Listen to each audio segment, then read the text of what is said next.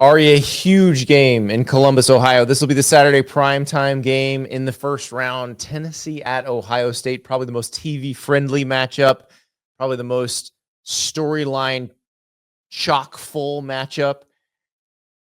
This is going to be so much fun. Yeah, you have two teams here that at one point in the season I thought was good enough to win the national title. And a lot of the matchups don't necessarily feature those games. I think that this is by far the most interesting and most entertaining matchup of the first round. Part because you have two teams that when they hit their second level, I think could win a national championship, but also two, the Ohio State side of this is just fascinating to me because, we could spend 48 minutes on this video just talking about whether or not Ohio State fans would even re-accept Ryan Day as a member of the family if they're even playing in the national title game this year. So with the Michigan loss being, 8 days removed and that being one of the most unfathomable things in the country or in the history of the rivalry, can Ohio State pick itself up, or is it like a wounded cat who's ready to go home and not play anymore? Like that's the big question. And these two teams come from such different places because Tennessee, this is where they want to be, but it is not the end of the road. It's not the destination. It is, they've been wandering in the wilderness for a long time. They've waited and waited to be back at this level of competition. It's really been since 2001 when Tennessee was playing the SEC championship game against LSU. And if they won that game, they were probably going to go to the BCS title game to play Miami. That was the last time Tennessee was on this kind of stage. They've been waiting for that for 23 years. Yeah. And now they're here. And you think about when Josh Heupel got hired, 4 years ago, Tennessee was firing Jeremy Pruitt for cause. Everybody was pouring into the transfer portal. We were like, how in the world are they going to ever come back from this? It's going to take them years. Heupel's got them back. Heupel has them here. If they lose this game on the road against the best team money could buy, it's no shame. The Tennessee fans are going to be mad for a minute, but they're going to be like, you know what? Trajectory of this program is great. Nico's only a sophomore. What we did defensively this year is repeatable. It's going to be fine. Now, flip that to Ohio State. This is a national title or bust team still that just lost to Michigan, so the sense of urgency just gets ramped up even more. If you lose to Tennessee, you failed. If you lose to Oregon, you failed. If you beat Oregon and get to the semifinals and you lose, you failed. If you make it to the national title game and you lose, you failed. Yep.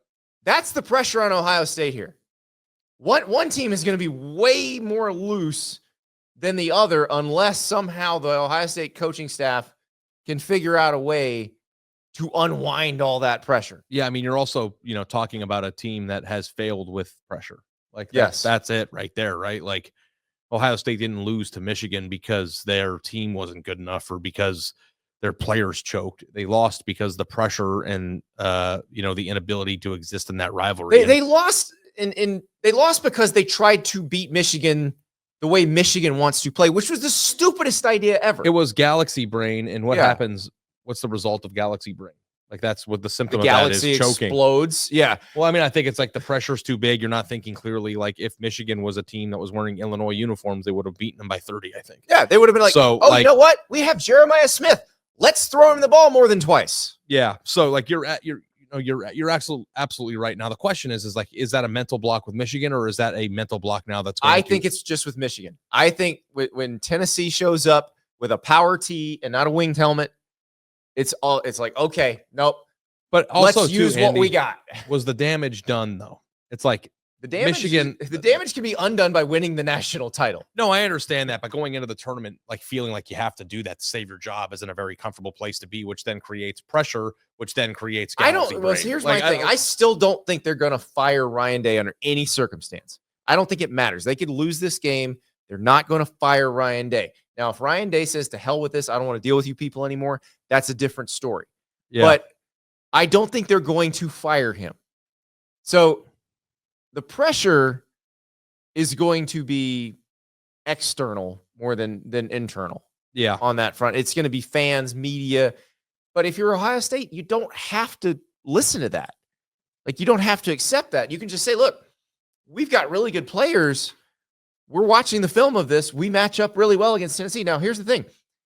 Tennessee player for player, probably not as good as Ohio State, but the gap is a hell of a lot smaller than the gap between Ohio State and Michigan. Yeah, no, there's no question about that. And, Ohio State throughout the last, 3 or 4 years has routinely never played to its potential.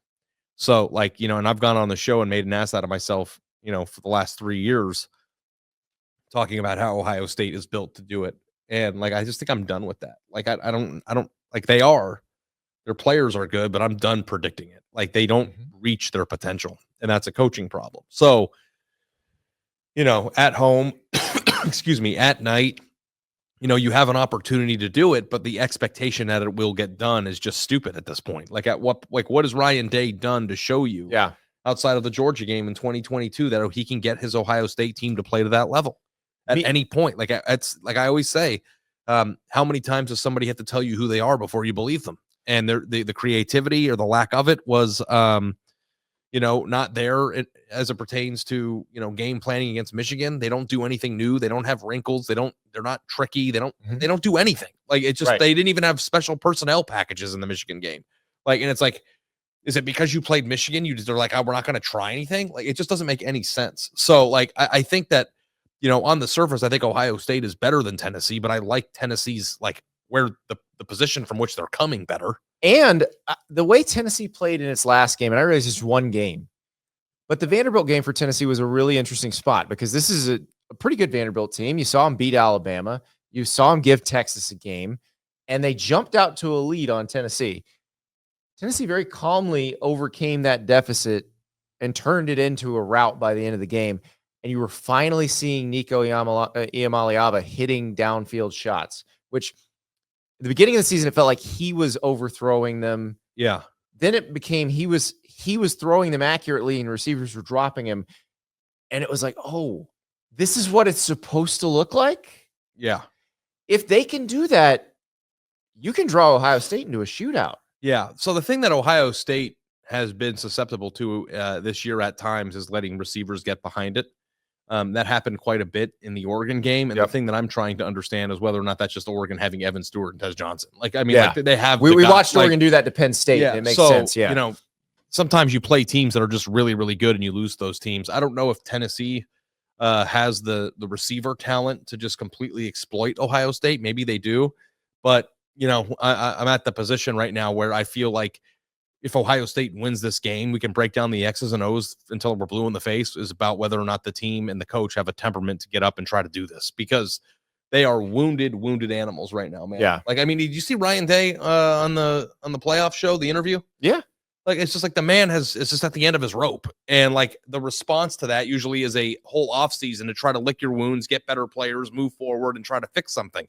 To go back from maybe the most embarrassing loss of his entire career to having to beat Tennessee at home 2 weeks later is just not a great position to be in. Now let's look at this, because Tennessee's 2 losses both came on the road in the 2 most intense. Well, no, I would say Oklahoma was a very intense environment. They did win in that environment, but Arkansas would be the 3rd most intense environment they played in all season. Georgia would be the most intense. In both of those cases, Tennessee's defense was the one that faltered, which is strange because Tennessee's defense was dominant pretty much every other time against everybody else. Yeah. And at home, it was dominant. But on the road, in these environments, Tennessee's defense had trouble. The highest per play average they allowed, 5.9 yards of play against Arkansas, 6.4 yards of play against Georgia.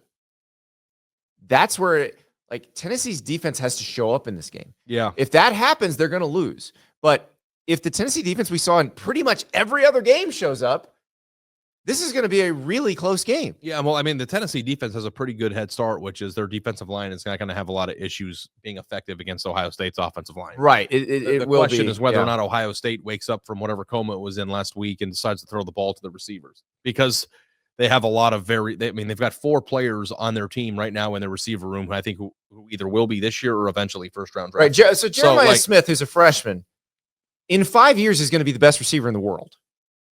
Even in the NFL. In the world, yes. So, they have the guys, but they didn't target them for whatever reason in the Michigan game. So if they come out and try to smash mouth football Tennessee, they'll end up losing. But if they spread it out, get Will Howard to roll out, get him some space, keep his eyes downfield, try to find some guys, get the perimeter involved, maybe actually, dare I say it, be kind of creative in their offensive game planning, they should be able to score some points in this game. So, do you think our pal Dylan Sampson, who taught us how to end zone dance earlier this season, do you think when he found out what this matchup was that he turned on the Michigan-Ohio State tape?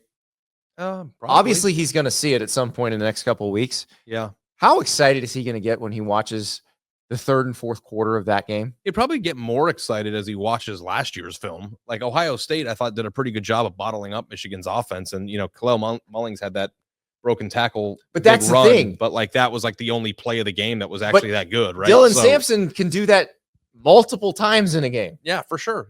And, here's the thing. And it's a long discussion. I feel like we should have an entire episode on our pod about this. But Ohio State's defense, there's two ways to look at their D right here. Ready? One is they gave up 13 points. Ohio State should never in a million years lose to anybody if they hold the opponent to 13 points. But on the other hand, they shouldn't give up 13 points to that Michigan team. You want to hear a funny stat? Yeah. Sure. Michigan hasn't punted in the fourth quarter against Ohio State in 5 years. I don't know if you know that. Wow. So, but that's what I was talking about with the second half. Dylan Sampson is the type of back who wears you down. Tennessee has an offensive line that can wear you down. Yeah. You do not want to be in a position but no other where teams they don't are do that. trying It's to a Michigan wear you thing. down. If you think that they can replicate being Michigan, then that's fine. But here's the thing with the defense that you can wonder about, which is Ohio State's defense, I think, gave up 150 yards through the first 3 quarters of the Michigan game on Saturday. And Ohio State's defense, I think, gave up 160 or something in the final quarter against Michigan. Right. And if you go back and you look at a lot of Ohio State's games dating back to even 2019 when they lost to Clemson, Ohio State's defense, though when very good, has a very hard time getting the pivotal stops at the end of games that help them win. Now, they did it against Penn State. They have done it at times. But it's you can't blame Ohio State's defense for losing to Michigan. But you can also kind of be well, what the heck? How could you not get a stop from that one-dimensional team, at home? And it's a rivalry game. So, the thing is that, I think Ohio State, personnel-wise, their defense is insane. Caleb Downs is the best defensive player in the country. Well, and they have the best offensive player and the best defensive player in college football this year, right? I think Ashton Genty might be the best single offensive player. If you were building a team right now, would you take Ashton Genty or Jeremiah Smith? I'd probably take Jeremiah Smith. Seriously, I'm not trying to be an asshole. I don't know what. No, I mean, he's special. And if you were going to take a defensive player, who would you take? Caleb Downs. There's no question about that. I mean, so what are we doing here? Jamon McCoy for Tennessee. I'm excited to see him against Jeremiah Smith because this is the guy who got matched up with Ryan Williams. Yeah. And Ryan Williams for Alabama, another freshman, also awesome. Probably not the breadth of the skill set of Jeremiah Smith, but probably a better big play receiver in 2024 than Jeremiah Smith was. So these guys have seen dudes. Yeah. They've played them. Yeah. This is going to be so much fun, Ari. Yeah, Columbus is going to be rocking. I know you. I always do this to you. Wrap it up. Last question. Yes. Do you have faith in Ryan Day to get it together? I want to, because he seems like a smart, rational person who knows what he's doing. But then I see the game plan they developed for Michigan and wonder what the hell they were doing. I actually go back to the 2 weeks off before the Nebraska game as they reshuffled the offensive line following they didn't reshuffle. They just plugged and played, and that was not the best plan following losing their left tackle against Oregon. When you keep seeing stuff like that over and over, it gives you pause. Yeah. Meanwhile, Josh Heupel is playing with house money here. Josh Heupel doesn't have to win this game for everybody to be happy with Josh Heupel. Yeah. They're happy with Josh Heupel no matter what happens in this game. Yeah, I'm with you. I don't have faith that Ryan Day gets it together. And I kind of do have faith in Josh Heupel. Josh Heupel has definitely earned our faith. Ryan is going to be just seems to lack the ability to see problems coming. This is going to adjust to be them in the game when they do a arrive, hell of so. a game. Yeah. Okay. Yeah. I'm excited. We're going to talk a lot about this. I also think we should have a podcast segment at some point this week about whether or not winning a national championship is enough to. I like that podcast segment. Let's do it. Yeah. About whether or not the Ohio State winning a national title is enough to forgive Ryan Day for what's going on with the Michigan game. Yes.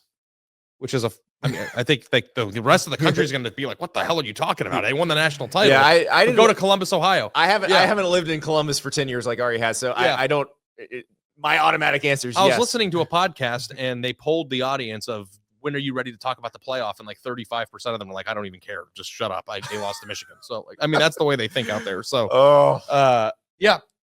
But yeah, I'm excited for the game. This is the matchup of the, and we think we're Tennessee going. fans are rational. We're going too. We'll be there. So if you're, we're gonna get some good pizza. We're staying at the Easton. Maybe we get a little shopping together. Let's get a nice new cardigan like this. You know, we'll be ready to go. So I'm excited. This does feel like a new cardigan game. See you there.